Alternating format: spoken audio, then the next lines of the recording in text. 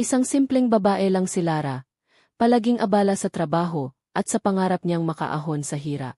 Pero isang araw, inulungan niya ang isang matandang pulubi na halos hindi na makalakad. Hindi niya alam, ang kabutihang iyon ang magbabago ng buong takbo ng kanyang buhay. Dahil pagbalik niya sa trabaho, siya na pala ang bagong may-ari ng kumpanya. Maaga pa lang gising na si Lara. Isa siyang receptionist sa isang malaking kumpanya sa Makati. Araw-araw, pareho ang kanyang routine, gigising ng alas 5, maghahanda ng kape, sabay titingin sa maliit na salamin na nakasabit sa dingding ng inuupahan niyang kwarto. Kaya mo to, Lara, bulong niya sa sarili habang inaayos ang uniforme.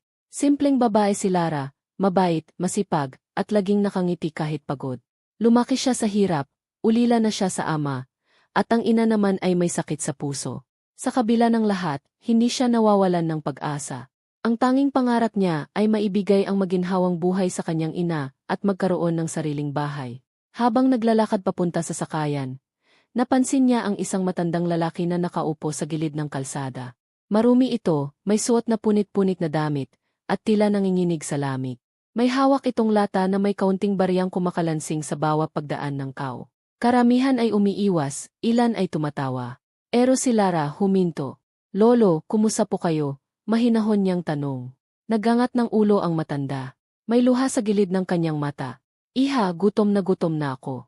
Wala akong makain simula pa kahapon. Walang pagdadalawang isip, kinuha ni Lara ang baon niyang pandesal at itlog na nilaga. Pasensya na po, ito lang ang meron ako ngayon. Pero sana makatulong kahit papaano. Inanggap ng matanda ang pagkain. Nanginginig ang kamay habang nagsusubo. Salamat, anak. Bihira na ang katulad mo ngayon. Ngumiti lang si Lara. Wala pong anuman, lolo. Ingatan niyo po sarili niyo, ha? Bago siya umalis, kinuha niya ang maliit niyang payong at iniabot sa matanda. Mukhang ulan po, gamitin niyo po ito. Napatulala ang matanda. Parang may gustong sabihin pero nag-atubili. Salamat, anak. Sana magbalik sa'yo ng doble ang kabutihan mo. Ngumiti lang si Lara at tumalikod. Hindi niya alam na ang simpleng kabutihang iyon ang magbubukas ng kakaibang kapalaran. Pagdating sa opisina, abala ang lahat. May bisitang darating daw, isang bagong investor na balak bumili ng malaking bahagi ng kumpanya. Lahat ay nag-aayos, si Lara naman ay nakatayo sa front desk. Maayos ang buho, at mahinahon ang ngiti. Lara, make sure everything's perfect. Sabi ni MS Perez, ang istriktang ER manager. The new investor is very particular with people's attitude. On mistake, tanggal ka. Tumango si Lara. Opo, ma'am. Habang nag-ayos siya ng mga papeles, biglang dumating ang konvoy ng mamahaling sasakyan. Lahat ng empleyado ay napatingin. Bumaba ang isang matandang lalaki, naka-Amerikana, may kasamang mga bodyguard. Ang presensya nito ay may halong otoridad at kababaang loob. Tahimik si Lara, pero parang may pamilyar sa kanya sa mukha ng lalaki. Hindi niya maipaliwanag kung saan niya ito nakita. Good morning, sir, bati ni MS Perez. Welcome to Montiero Corporation. Ngumiti ang Manda. Good morning. I'm looking forward to meeting the staff. Dumiretso sila sa conference room. At si Lara naman ay bumalik sa mesa niya. Pero habang nag-abot siya ng tubig sa matandang investor, napatingin ito sa kanya. Mahaba, malalim, parang kilala siya. Miss, ikaw ba si Lara? Mahinang tanong nito. Nagulat siya. Opo, sir. Pero paano niyo po ako kilala? Ngumiti ang lalaki, at may kumislap sa kanyang mga mata. Mag-usap tayo mamaya, iha. Kinilabutan si Lara. Hindi niya alam kung bakit parang kakaiba ang pagkakatingin nito sa kanya. Hindi romantiko, kundi puno ng paggalang at pasasalama. Pagkatapos ng meeting, abala na ulit ang lahat. Si Lara naman ay naglilinis ng mesa nang biglang lumapit ang sekretaya ng presidente. Lara, pinapatawag ka ng bagong investor sa opisina niya. Gayon na. Nagulat siya. Ako po. Ikaw. Bilisan mo. Kabado siyang kumatok at pumasok. Magandang hapon po, sir. Ako po si. Ngunit hindi pa siya natatapos magsalita. Umayo ang matandang lalaki at ngumiti. Hindi mo na kailangang magpakilala, Lara. Hindi mo talaga ako naalala. Napakunot ang noo niya. Pasensya na po, sir, pero. Kinuha ng lalaki mula sa bulsa ang lumang payong. Yung mismong payong na ibinigay niya sa pulubi ilang araw lang ang nakalipas. Nanlaki ang mata ni Lara. Lolo, kayo po yung. Tumango ang lalaki, ngayon ay may luha sa mata. Ako ang pulubing tinulungan mo. Ang araw na yon ang hindi ko malilimutan. Gutom na gutom ako noon, at wala ni isang taong lumapit sa akin. Pero ikaw, isang simpleng empleyado lang, walang-wala rin, nagbigay pa. Hindi mo alam, Lara, sinusubok lang kita noon. Natigilan si Lara. Sinusubok po. Isa akong dating may-ari ng kumpanya. Paliwanag ng matanda. Matagal na akong nagretiro, pero gusto kong malaman kung paano na ang mga tao ngayon. Kaya nagbihis akong pulubi, para makita kung may kabutihan pa sa mundo. Sa libo-libong taong dinaanan ko, ikaw lang ang kumulong ng walang hinihinging kapalit. Hindi nakapagsalita si Lara.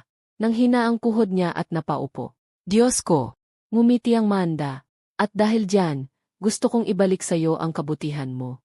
Lara, ikaw na ang bagong may-ari ng Montiero Corporation. Nilagdaan ko na ang lahat ng papeles. Sa ngalan ng kabutihan at katapatan, ikaw na ang mamumuno. Nanlaki ang mata ni Lara. Ako po.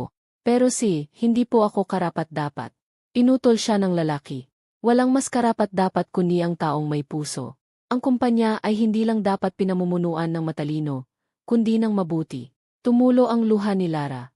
Naalala niya ang mga panahong pinagtatawanan siya ng iba, dahil sa pagiging mabay. Ang bait mo kasi, kaya ka napag-iwanan, sabi ng mga katrabaho noon. Pero ngayon, narito siya, sa harap ng lalaking minsan niyang tinulungan, at siya na ang magiging may-ari ng kumpanya. Sa labas ng opisina, hindi makapaniwala ang mga empleyado nang makita ang matandang investor na lumabas kasama si Lara. Magkahawak kamay, at ngumiti sa laha. Mga kasama, sabi ng matanda, ipakikilala ko sa inyo ang bagong may-ari ng kumpanyang ito, si Lara. Nabigla ang laha. Si MS Perez ay halos hindi makapaniwala. Ano po? Siya. Impossible. Ngumiti si Lara, ngunit mapayapa. Hindi ko rin inakalang mangyayari ito, ma'am. Pero siguro, may dahilan ang lahat. Lumapit sa kanya ang matanda. Tandaan mo, Lara, minsan ang pinakamalaking yaman ay hindi nakikita sa pera, kundi sa kabutihang loob. At kapag totoo ang puso mo, ang mundo mismo ang gagawa ng paraan para gantimbalaan ka. Kinagabihan, umuwi si Lara sa kanilang maliit na bahay, dala ang magandang balita. Niyakap niya ang ina niyang matagal nang may sakit. Ma, may sasabihin ako. Ngumiti ang kanyang ina, mahina man pero masigla ang mga mata. Ano iyon, anak? Ma, may-ari na po ako ng kumpanya. Natawa ang kanyang ina. Anak, baka naman nagkapatawa ka. Umiling si Lara, nangingilid ang luha. Totoo po, ma. Tinulungan ko lang po yung matandang pulubi sa daan. Tapos siya pala ang nagmamay-ari ng kumpanya namin. Niyaka siya ng kanyang ina, humahagulhol sa tuwa. Sabi ko na sayo, anak, babalik sayo lahat ng kabutihan mo. Hindi man agad, pero darating din. Sa gabing iyon, kumingin si Lara sa bituin sa labas ng bintana. Salamat, Lord, bulong niya. Ngayon ko napatunayan, walang maliit na kabutihan sa taong marunong magmahal. Kinabukasan, nagising si Lara na parang nananaginip pa rin. Tinitigan niya ang kisame ng kanilang maliit na bahay. Iyon pa rin ang lumang bubong na may butas sa gilid, ang lumang ventilador na maingay tuwing gabi, at ang pader na puno ng mga lumang litrato nila ng kanyang ina. Ngunit sa loob niya, alam niyang nagbago na ang lahat. Habang nag-almusal silang mag-ina, hawak pa rin ni Lara ang dokumentong nagpapatunay na siya na ang may-ari ng Montiero Corporation. Hindi niya pa rin lubos maisip kung paano ito nangyari. Anak, sabi ng kanyang ina habang humihigop ng kape, ang Diyos talaga may paraan. Kaya sana, kahit nasa itaas ka na, huwag mong kalimutan kung saan ka galing. Ngumiti si Lara. Hindi po, ma. Pangako, mananatili akong ako. Pagdating sa kumpanya, lahat ng mata ay nakatuon sa kanya. Mula sa mga gwardiya hanggang sa mga sekretarya. Parang hindi makapaniwala na ang dating receptionist ay ngayon ay boss na nila. Good morning, Ma'am Lara, bati ng mga empleyado, halos sabay-sabay. Hindi siya sanay tawaging ma'am. Ngumiti lang siya. Awagin niyo pa rin akong Lara. Wala namang nagbago, nagtatrabaho pa rin tayong lahat dito. Ngunit sa likod ng mga ngiti, may ilan na hindi kontento. Isa na rito si MS Perez, ang dating YAR manager na kilalang mataray at mapanghusga. Habang nag-usap ang ilang empleyado, narinig niya ito. Grabe naman yan, bulong ni MS Perez. Receptionist lang dati, apos ngayon biglang may-ari. Hindi ako naniniwala. Baka may ginawa yan para makuha yung posisyon. Nang marinig ni Lara ang tsismis, hindi siya nagalit. Sa halip, ngumiti lang siya. Siguro, ganito talaga kapag nagbago ang buhay mo. Hindi lahat matutuwa para sa'yo. Sa unang araw niya bilang may-ari, tinawag niya ang lahat ng department heads para sa meeting. Alam kong nagulat kayong lahat sa nangyari. Panimula ni Lara. Hindi ko rin inakalang hahantong dito ang buhay ko. Pero gusto kong linawin, hindi ako nandito para baguhin ang lahat, kundi para tulungan tayong lahat na umangat. Ahimik ang silid. May ilan na nakatingin sa kanya ng may pagdududa, pero karamihan ay halatang naantig sa kanyang mga salita. Simula ngayon, dagdag pa niya, gusto kong magkaroon tayo ng programang tinatawag na Project Bukas Palad. Bawat buwan, pipili tayo ng isang pamilyang nangangailangan at tutulungan nating makabangon. Dahil naniniwala akong ang kumpanyang kumutulong, lalong pinaggapala. Umayo ang isa sa mga empleyado, si Marco, dating janitor na matagal ng kaibigan ni Lara. Ma'am, Lara, salamat po. Ang totoo, marami sa amin dito, hirap din sa buhay. Nakakagaan ng loob na may boss kaming may malasakit. Napangiti si Lara. Salamat, Marco. Hindi ko makakalimutan kung saan ako nagsimula, sa inyo rin. Ngunit habang lumalalim ang linggo, dumadami rin ang mga hamon. May mga lumalapit sa kanya, na may mga planong hindi maganda. Isang gabi, lumapit si Rico, ang finance manager. Lara, may proposal ako.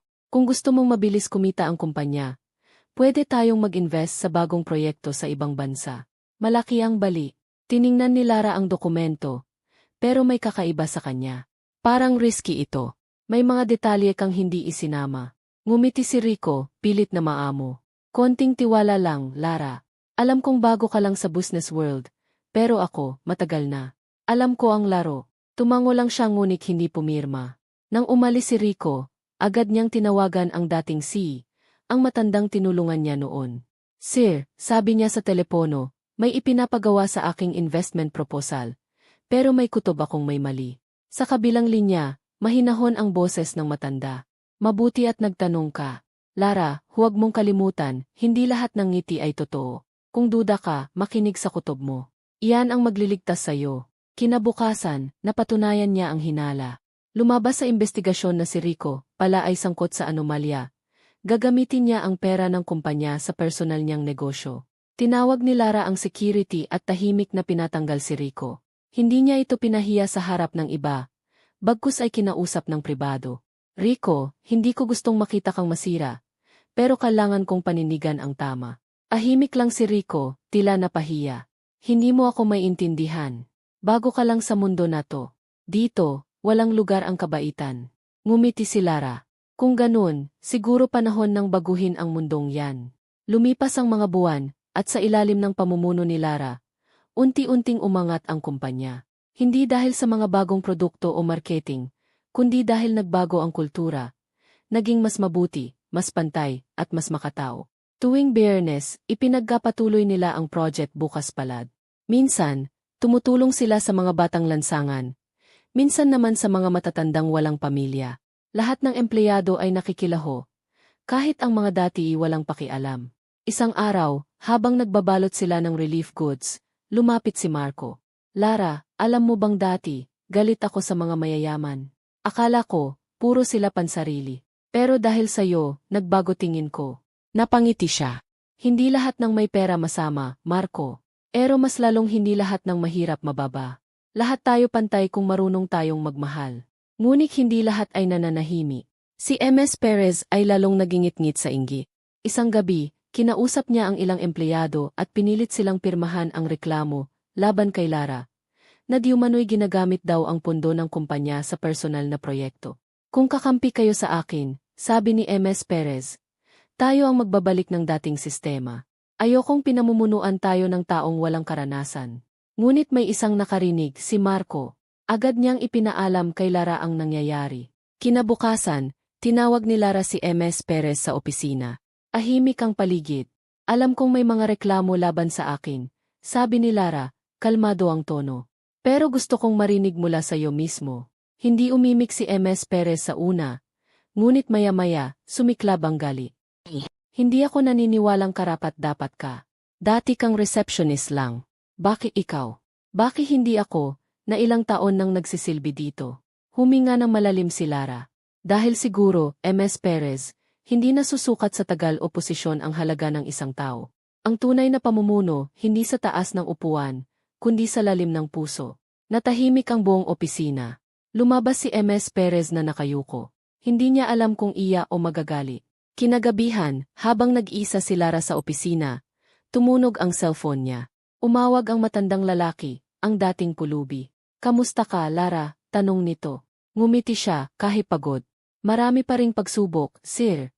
Pero natututo akong maging matatag. Tandaan mo, anak," sabi ng matanda, "kapag nasa taas ka, mas malakas ang hangin. Pero kung matibay ang ugat mo, hindi ka basta matutumba. At ikaw, alam kong malalim ang ugat mo, nasa puso." Napaluha si Lara. "Maraming salamat po sa lahat. Kung hindi dahil sa inyo, hindi ko malalaman kung gaano kahalaga ang kabutihan." Ngumiti ang Manda. "Hindi ako ang dahilan, Lara. Ikaw mismo. Ikaw ang patunay na kahit isang maliit na kabutihan, kayang magbago ng mundo." Paglabas ni Lara ng opisina, tumingin siya sa langit. Sa mga ilaw ng syudad, parang nakita niya ang sarili noong araw na pumulong siya sa isang matandang pulubi. Simula noon, nagbago ang lahat, pero ang puso niya, nanatiling pareho. At sa ilalim ng mga bituin, binulong niya muli ang pangako sa sarili. "Hindi ako titigil pumulong, dahil minsan, isang simpleng kabutihan lang, ang nagdala sa akin sa lahat ng ito." Makalipas ang ilang linggo matapos ang gulo sa opisina, tila unti-unti nang bumalik sa normal ang lahat. Tahimik, mas maayos, at mas magaan ang pakiramdam ng mga empleyado. Maging ang mga dating takot sa pagbabago ay natutong makibagay sa estilo ni Lara. Simple, makatao, at may malasaki. Ngunit kahit maayos na ang takbo ng kumpanya, alam ni Lara na may kulang. Tuwing dadaan siya sa dating opisina ni MS Perez, pakiramdam niya ay may mabigat pa ring nakabitin sa pagitan nila. Hindi niya alam kung umalis na ito o nagbabalik loob. Pero isang bagay ang sigurado, gusto niyang ayusin ang lahat. Isang gabi, habang papauwi na siya, nakatanggap siya ng tawag mula kay Marco. "Lara, nakita ko si MS Perez sa labas ng kumpanya. Parang matamlay. Mukhang may problema." Hindi na nagdalawang isip si Lara. Mabilis niyang tinungo ang labas at doon, sa gilid ng kalsada, nakita niya si MS Perez, nakaupo sa bench, walang payong, at umiyak habang umuulan. Lumapit siya, tahimik lang. "MS Perez." Nagulat ito, mabilis na tinakpan ang mukha. "Lara, bakit ka nandito?" "Hindi ko kayang hayaan kang nandito lang, nag-iisa," sabi ni Lara. "Halika, magpayong tayo." Ngunit umiling si MS Perez, humahagulhol. "Hindi mo kailangang gawin to. Sinira ko ang pangalan mo. Pinagtangkaan kong alisin ka sa posisyon mo. Bakit mo pa ako tinutulungan?" Ngumiti si Lara, kahit basa na ng ulan. "Dahil kung hindi ko magagawa to ngayon, para saan pa ang kabutihan na lagi kong sinasabi? Ang pagkapatawad, hindi lang regalo sa iba. Regalo rin yan sa sarili." Napaluha si MS Perez. Sa unang pagkakataon, bumagsak ang pader ng kanyang kayabangan. "Lara, patawad. Naiinggit lang ako sa'yo. Lahat ng taon ko rito, pakiramdam ko walang nakakapansin. Apos dumating ka, at isang iglap, lahat nagbago. Pero ngayon, nakikita ko, may dahilan kung bakit ikaw ang napili." Ahimik silang dalawa habang patuloy ang ulan.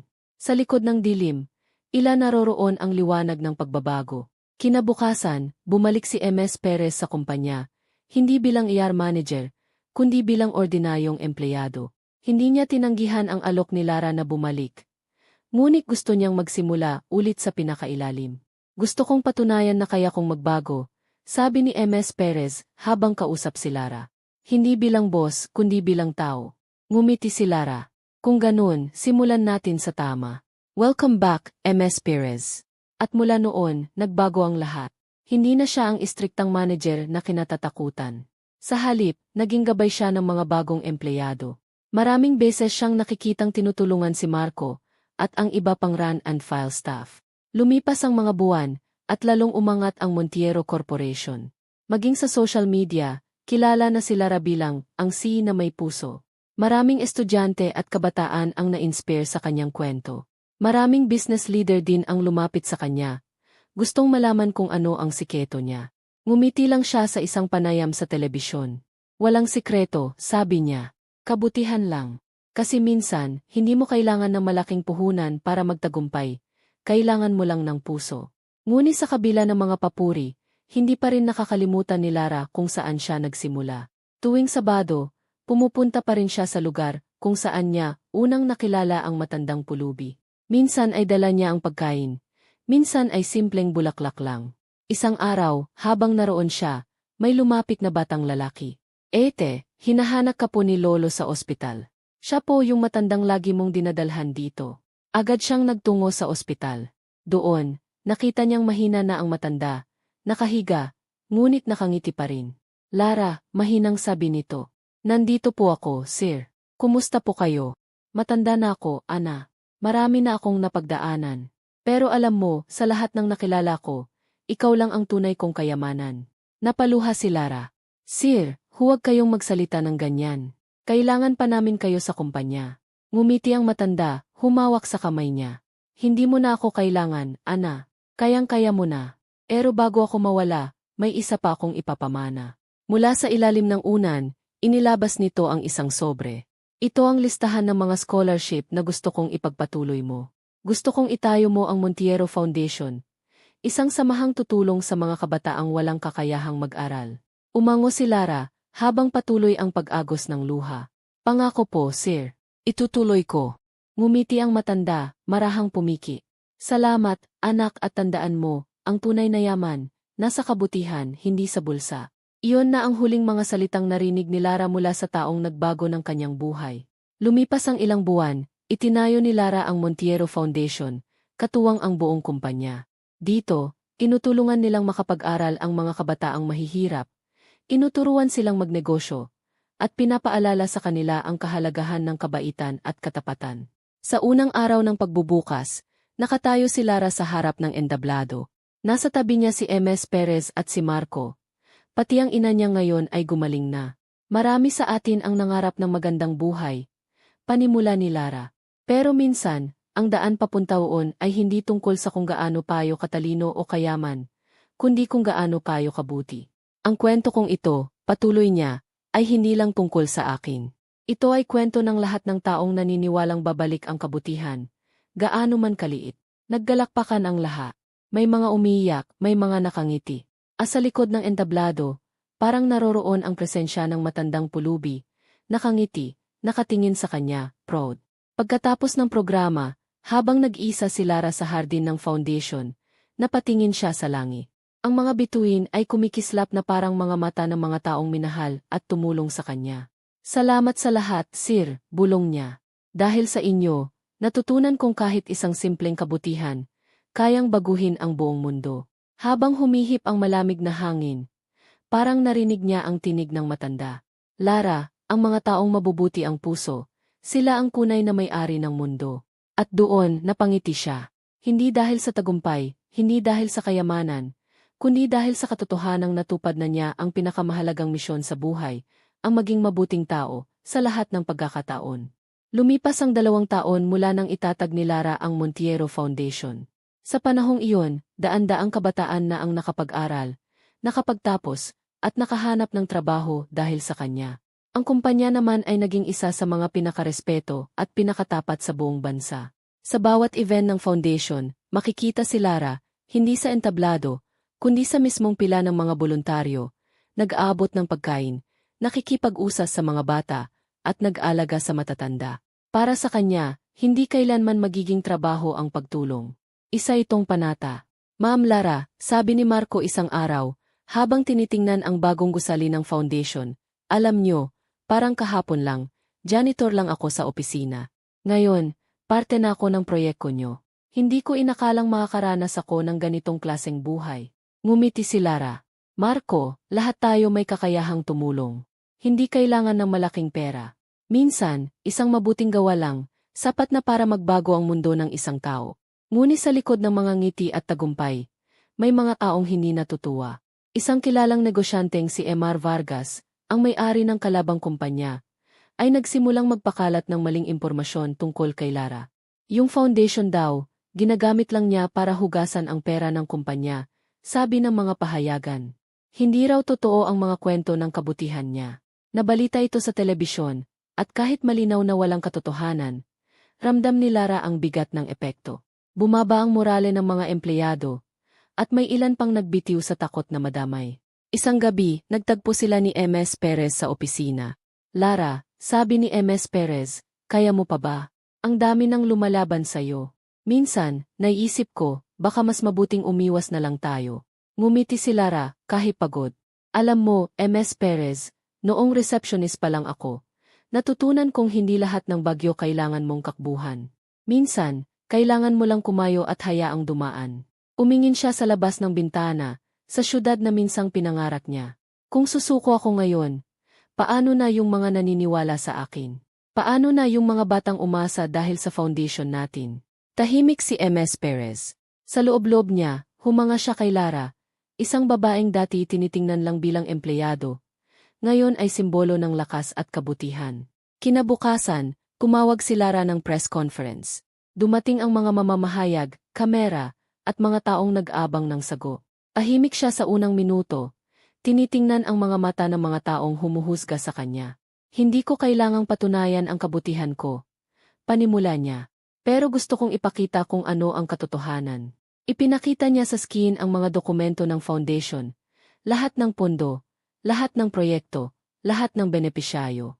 Pawang totoo at transparent. Ang pera ng foundation ay galing sa mga donasyong pinaghiyapan naming makuha. Wala kaming ninanakaw, wala kaming tinatago. Ang tanging layunin namin ay tumulong. Ngunit hindi pa rin siya tumigil doon. Tinawag niya sa entablado ang ilan sa mga natulungan ng foundation. Mga estudyante ngayon ay doktor, guro, at inhinyero. Isang batang babae ang lumapit sa mikropono. Kung hindi dahil kay Ma'am Lara, hindi ako makakapag-aral. Dati, nagbebenta lang ako ng sampaguita sa kanto. Ngayon, 4th year college na ako sa kusong education. Saang dahilan kung bakit naniniwala pa rin ako sa kabutihan. Umiiyak na halos lahat ng tao sa bulwagan. Maging ang mga reporte ay napayuko. Pagkatapos ng event, kinabukasan, biglang nagbago ang tono ng media. Lumabas ang headline. Ang si na may puso. Napatunayan ni Lara Montiero ang kabutihan sa panahon ng paninira. Si M.R. Vargas. Nahuli kalaunan sa kasong pandaraya sa kanyang sariling kumpanya. Karma, ika nga ni Marco, ay laging maunong pumili ng tamang oras. Pagkatapos ng lahat, dumating si Lara sa puntong kailangan niyang magpahinga. 2 taon ng tuloy-tuloy na trabaho, proyekto, at pagtulong. Kaya isang araw, nagpasya siyang magbakasyon sa probinsya, sa lugar kung saan siya lumaki. Pagdating niya roon, sinalubong siya ng hangin ng bukid, mga batang naglalaro, at ng mga alaala ng kanyang kabataan. Sa ilalim ng lumang puno kung saan siya dati naglalaro, naupo siya at nagpasalama. Salamat Lord, bulong niya. Dahil kahit anong hirap, binigyan mo ako ng pagkakataong maging instrumento ng kabutihan. Lumapit si Marco, na ngayon ay pinuno na ng outreach program. Alam mo, Lara, hindi lang ikaw ang nagbago. Lahat kami, natutong magmahal dahil sa'yo. Ngumiti siya. Hindi dahil sa akin, Marco. Dahil sa kabutihan. Kasi kapag pinili mo yon kahit mahirap, kumakalat siya. Parang apoy na hindi mo mapapatay. Bago siya bumalik sa Maynila, may isang matandang babae na lumapit sa kanya sa baryo. Anak, ikaw ba si Lara Montiero? Opo, Nay. Kayo po. Ngumiti ang matanda, marahang hinawakan ang kamay niya. Ako yung kapatid ng lalaking tinulungan mo noon, yung pulubi. Nanlaki ang mata ni Lara. Talaga po. Tumango ito umiya. Salamat, anak. Hanggang sa huling araw niya, ikaw lang ang lagi niyang binabanggi. Sabi niya, kapag nakita mo si Lara, sabihin mo sa kanya, siya ang pinakamagandang patunay na may Diyos pa sa mundong ito. Hindi napigilan ni Lara ang luha. Sa mga salitang iyon, muling bumalik sa kanya ang lahat. Ang unang araw na tinulungan niya ang matanda, ang payong na ibinigay niya, at ang lahat ng nangyari pagkatapos. Umayo siya, tumingin sa langit, at nagsalita sa hangin. Salamat po, Lolo. Dahil sa inyo, natutunan kong walang maliit na kabutihan. Pagbalik niya sa Maynila, nagsimula siyang maglunsad ng bagong programa, ang Payong ng Pag-asa. Tuwing tag-ulan, namimigay sila ng libu-libong payong sa mga batang lansangan. Bawat isa ay may nakasulat na. Ang kabutihan ay parang payong, kapag ibinahagi mo, pareho kayong hindi mababasa ng ulan. At sa bawat batang tumatanggap ng payong, nakikita niya ang sarili. Isang simpleng taong minsang tumulong ng walang kapalit, at ngayon, milyon na ang naabot ng kabutihan. Isang gabi, habang nakaupo sa opisina, sinulat ni Lara ang mga huling salita sa kanyang personal diary. Ang buhay ko ay nagsimula sa isang simpleng kabutihan, at kung ito man ang magiging wakas, gusto kong maalala bilang taong marunong magmahal at magpatawad. Dahil sa dulo, hindi kung gaano kakayaman o katanyag ang bibilangin, kundi kung ilan ang napasaya mo. Pinikit niya ang mga mata, at sa isipan niya, muli niyang nakita ang ngiti ng matandang pulubi, malambing, payapa, at puno ng pagmamalaki. Salamat sa lahat, Lolo, bulong niya. Dahil sa inyo, natutunan kong ang tunay na tagumpay ay ang pusong marunong tumulong. Sa gabing iyon, sa katahimikan ng syudad, tila may narinig siyang boses mula sa hangin. Anak, ikaw na ngayon ang payong ng kabutihan sa mundong minsang umulan ng kasakiman. Ngumiti si Lara, marahang ipinikit ang mga mata. 20 taon na ang lumipas mula ng unang itinatag ni Lara Montiero ang Montiero Foundation. Sa panahong iyon, libu-libong pamilya ang natulungan, daan-daang paaralan ang naipatayo, at maraming buhay ang nagbago. Sa bawat kanto ng bansa, kilala ang pangalang Lara bilang simbolo ng pag-asa, tapang, at kabutihan. Ngunit sa kabila ng lahat ng karangalan at parangal, nanatiling simple ang kanyang pamumuhay. Nakatira siya sa parehong bahay na minsan ay pag-aari ng matandang pulubi, ang bahay na binili ng kumpanyang minsang tinulungan niya. Hindi niya kailanman kinalimutan kung saan siya nagsimula. Isang umaga, habang nakaupo siya sa hardin, hawak ang tasa ng tsaa at pinagmamasdan ang mga batang naglalaro sa kalapit na paaralan, napangiti siya. Ganito siguro ang gusto kong wakas, mahina niyang sabi. Tahimik, payapa, at punang alaala. Pumasok si Marco, na ngayon ay nasa edad 50 na at isa sa mga pinuno ng foundation. Ma'am Lara, sabi niya, may mga estudyanteng gustong makita kayo. Mga scholar po ninyo mula sa unang batch. Ngumiti si Lara. Sige, papasukin mo sila. Isa-isang pumasok ang mga dating bata na ngayoy mga profesional na. May doktor, guro, abogado, at maging isang pulis. Bit-bit nila ang mga bulaklak at larawan ng foundation. Ma'am Lara, sabi ng isa, kami po ang bunga ng kabutihan ninyo. Lahat ng meron kami ngayon, utang namin sa inyo. Ngumiti siya ng malambing. Hindi sa akin, mga ana. Sa Diyos, sa kabutihan na pinili niyong ituloy. Kung naging daan lang ako, masaya na ako ron. Habang nag-usat sila, biglang napaluha si Marco. Alam niyo, ma'am, kung wala kayo, baka hanggang ngayon ay janitor pa rin ako. Pero dahil sa inyo, natutunan kong may halaga ang bawat tao. Hinawakan ni Lara ang kamay niya. Marco, tandaan mo to, ang halaga ng tao ay hindi nasusukat sa trabaho o yaman, kundi sa kung gaano siya marunong magmahal. Lumipas ang mga buwan, at unti-unting humina ang kalusugan ni Lara. Madalas na siyang nasa kama, ngunit hindi niya kailanman pinahintulutang mawala ang ngiti sa labi. Araw-araw, bumibisita sa kanya ang mga dating empleyado, mga scholar, at maging ang ilang kilalang personalidad na minsang tinulungan ng foundation. Isang gabi, bumisita si MS Perez, ngayoy presidente na ng Montiero Corporation. Dala niya ang isang lumang kahon. Lara, sabi niya habang iniaabot ang kahon, naalala mo to. Binuksan ni Lara ang kahon, at nandoon ang lumang payong. Ang payong na ibinigay niya noon sa matandang pulubi. Napaluha siya. Hindi ko akalaing nandito pa to, bulong niya. Pinatago ito ni Sir Montiero bago siya pumanaw, sabi ni MS Perez. Sabi niya, balang araw, ibigay sa taong magiging dahilan ng pag-ikot muli ng kabutihan sa mundo. Hawak ang payong, ngumiti si Lara, habang pumapatak ang luha sa kanyang pisngi. Ito ang simula ng lahat. At ngayon, siguro ito rin ang magiging simbolo ng pagtatapos. Kinabukasan, tinawag niya sina Marco at MS Perez. Gusto kong ipasa sa inyo ang foundation. Sabi niya mahina ngunit buo ang tinig. Hindi dahil pagod na ako, kundi dahil gusto kong ipagpatuloy niyo ito. Ang kabutihan, hindi dapat natatapos sa isang tao. Pero ma'am, umiyak na sabi ni Marco. Paano kami kung wala kayo? Ngumiti si Lara, hinaplos ang kamay nila. Hindi niyo ako mawawala. Nasa bawat batang tutulungan niyo ako. Nasa bawat ngiti ng mga taong mabibigyan niyo ng pag-asa. Ako yon, Marco.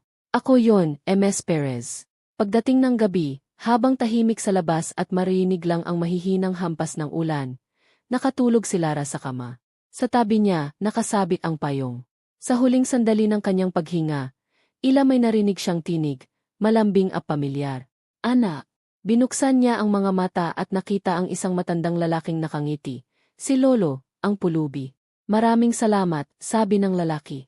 Ginawa mong makulay ang mundong minsan kong iniwan. Ngumiti si Lara, at sa huling pagkakataon, bumulong siya, Hindi ako ang gumawa nun, Lolo. Tinuruan mo lang akong magmahal. Sa katahimikan ng gabi, tuluyang pumikit si Lara Montiero, payapa, may ngiti, at may pusong nakapahinga sa kabutihan. Makaraan ang ilang araw, idinaos ang kanyang libing. Dumating ang libo-libong tao, mga dating empleyado, estudyante, pamilya, at mga taong natulungan niya. Sa gitna ng lahat, si Marco ang tumayo sa entablado. Ngayon, ipinapangako namin kay Maam Lara, sabi niya sa gitna ng luha, na hindi namin hahayaang mamatay ang kabutihan. Ang Montiero Foundation ay magkapatuloy, at dadalhin namin ang kanyang pangalan bilang paalala na may kabutihan pa sa mundong ito. Pagkatapos ng seremonya, bumuhos ang ulan, mabagal, malamig, ngunit magaan. Isa-isang nagbukas ng payong ang mga tao. Lahat ay may tatak na. Ang kabutihan ay parang payong, kapag ibinahagi mo, pareho kayong hindi mababasa ng ulan. Sa langit, tila may isang sinag ng araw na lumusot sa pagitan ng madilim na ulap, parang ngiti ni Lara na bumabati sa kanila mula sa itaas. Makalipas ang 10 taon, lumaki pa ang foundation. Sa bawat lalawigan, may mga paaralang may pangalang Lara Montiero Learning Center. Ang mga batang minsan ay tinulungan ng foundation ay ngayon ang mga guro, direktor, at tagapangalaga ng mga bagong henerasyon. Sa pinakagitna ng Maynila, itinayo ang isang monumento, isang estatwa ni Lara. May hawak na payong, at nakasulat sa ilalim. Sa bawat patak ng ulan, may kabutihang handang umaruga. Sa bawat pusong tumutulong, may larang nagmamahal. Isang batang babae ang lumapit sa estatwa, siguro mga 8 taong gulang. Mama, tanong niya, sino po yung babae? Ngumiti ang ina. Siya si Lara Montiero, anak. Siya ang babaeng tumulong sa matandang pulubi noon. Dahil sa kanya, may eskwelahan kang kinapasukan ngayon. Wow, sabi ng bata, nakangiti. Balang araw, gusto ko rin maging katulad niya. At doon, habang naglalaro ang hangin at pumapatak ang ulan, muling nagsimula ang bagong siklo ng kabutihan. Ang kabutihang walang hanggan, na nagsimula lang sa isang payong, isang babae, at isang matandang pulubi. Isang simpleng babae lang si Lara,